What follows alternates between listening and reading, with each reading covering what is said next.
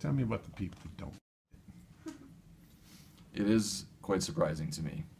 Again, maybe to my discredit, I was naive regarding how quickly this notion would be adopted. I am very inspired that more and more people are seeing the value proposition, but I was under the impression that it would almost immediately take off throughout the Midwest, if not be. Need an outlet? Are you good? Yeah. Okay. So for some reason or another, some people don't actually appreciate the value of delivering solar heat to low-income families as a long-term, clean, and domestic solution to fuel poverty. And I think some of that resistance comes from a couple different things. I think there's some resistance to entitlement programs, period. And even though this is a much wiser use of public resources, there's still some resistance to low-income home energy assistance programming, regardless of whether it's renewable energy or conventional energy assistance.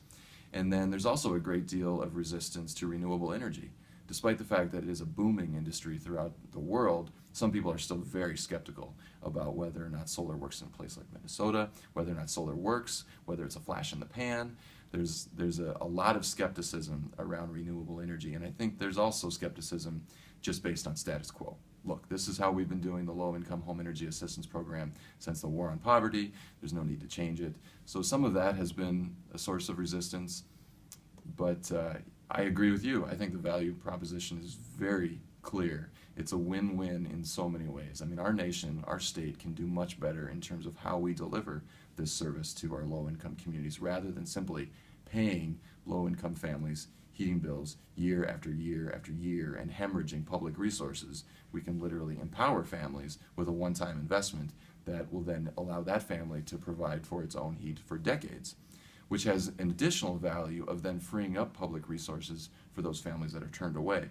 Because frankly, only a small percentage of eligible families are actually served because the program has scarce resources.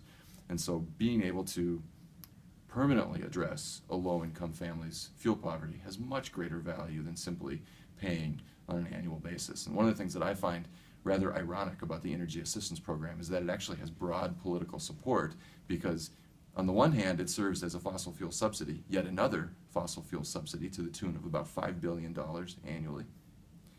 And on the other hand, it, of course, energy assistance provides an important social safety net. So it has broad support politically, which is kind of an interesting aspect of energy assistance, but I think I digressed there, sorry.